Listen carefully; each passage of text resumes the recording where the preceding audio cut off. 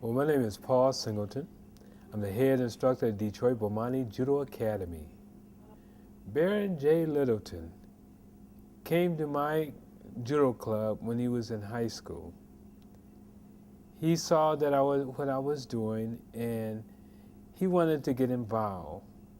He was already involved in sports, and I explained to him how Olympic judo would enhance not only his sports that he's doing, but enhance his character, enhance his physical ability, enhance his physical health. And so I introduced him to judo. He loved it. He competed with me, and we got to be great friends. Baron was someone that was going after something. He wanted to try different things. He didn't want to give up. He wanted to be a winner. He would try hard. Even though sometimes he would fail, he wouldn't give up. He would continue to try. And he wanted to better himself. He wasn't satisfied with second place, third place. He wanted first place. But he wanted first place to be good, not just win first place. He wanted to shape his character to be a strong, go after warrior, as I call my students warrior. And that impressed me because his drive was real strong. Because once he saw something, he wanted to go after it, and he had his mind saying that I can do it. And I like that about him because he has a positive attitude that I can do it, and everything starts with a positive attitude.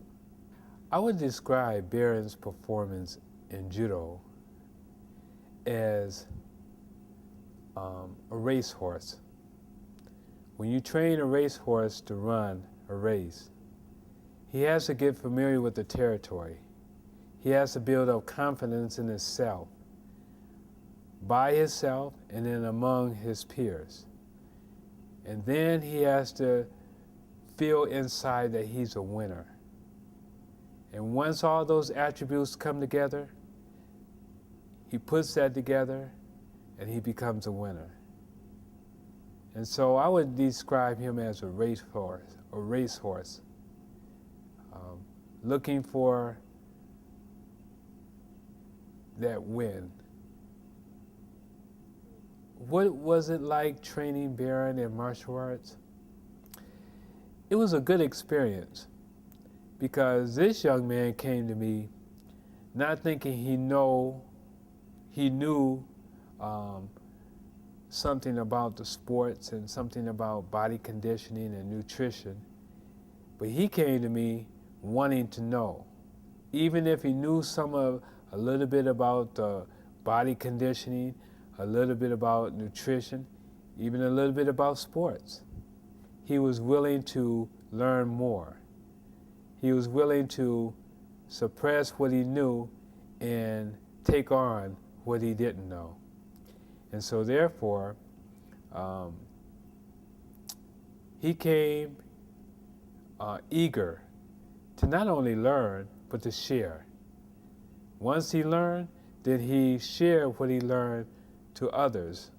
And so therefore, that enhanced him knowing what he just learned, because he's doing it over and over again, teaching others.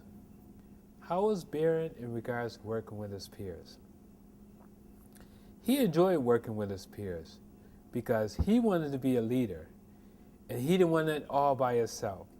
He wanted to pull them with him. And so if he worked hard, he knew that his peers had to work hard, and he would push them as I would push him. And so I would say he was a leader with his peers because he never let them back down, because he never backed down. A memorable moment in judo that forever sticks out with me. And it's funny, he was eager to go to competition. And one thing we do, we as warriors, we get the energy up.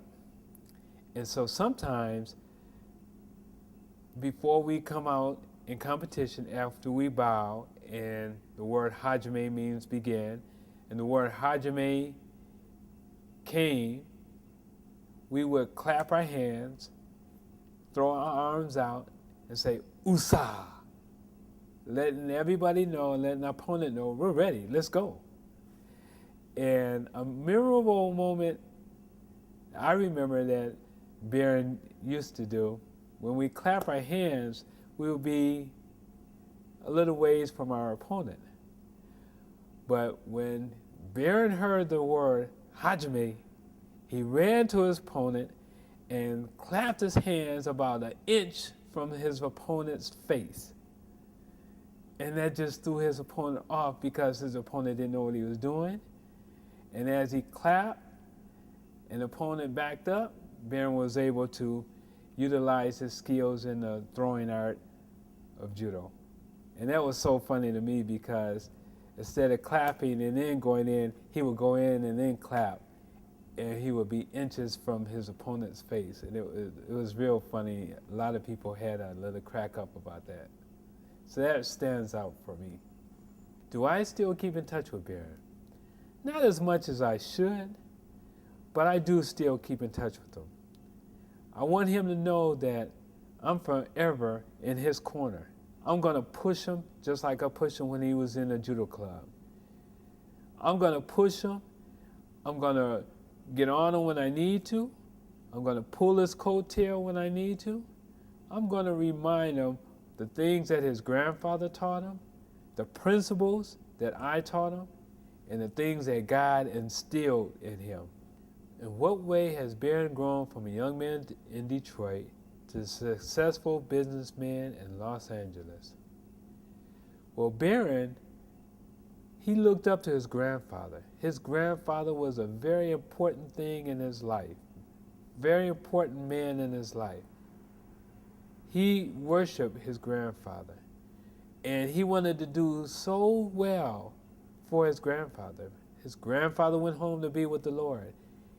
And at one point, Baron didn't think he can still do this. And I stepped in and I said, you can and you will.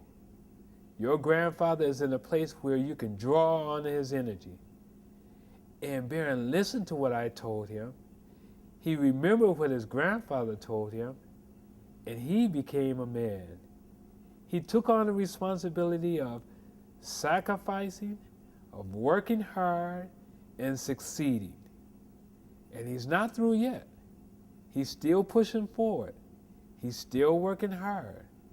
And he's still reaching back, trying to help others. As his grandfather told him, you're not in this alone. You got to always help others. You got to always look back at where you came and know where you're going. What aspect of Baron remained the same throughout his growth? I think the aspect of wanting to succeed, not just for him, but for others. Wanting to reach back, wanting to help others, wanting to stand out and say, not look at me, but look at us. Look, we can, we will, and we're going to do. I am proud of Baron. Baron's grandfather was in his life. I met his mom, I met his whole family, but his grandfather was very important in his life. And his grandfather went home to be with the Lord. And Baron wanted to get weak. And I told him, no, you cannot get weak. Because now that your grandfather is in a place where you could draw on his energy, you're going to get even stronger.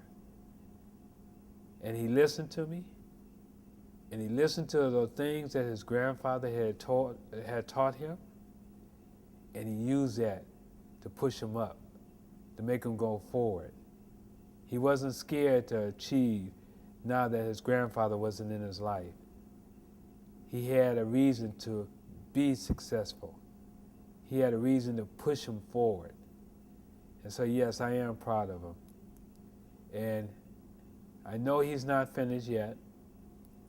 So my proudness is holding back until I know he's succeeded and he's satisfied with his life.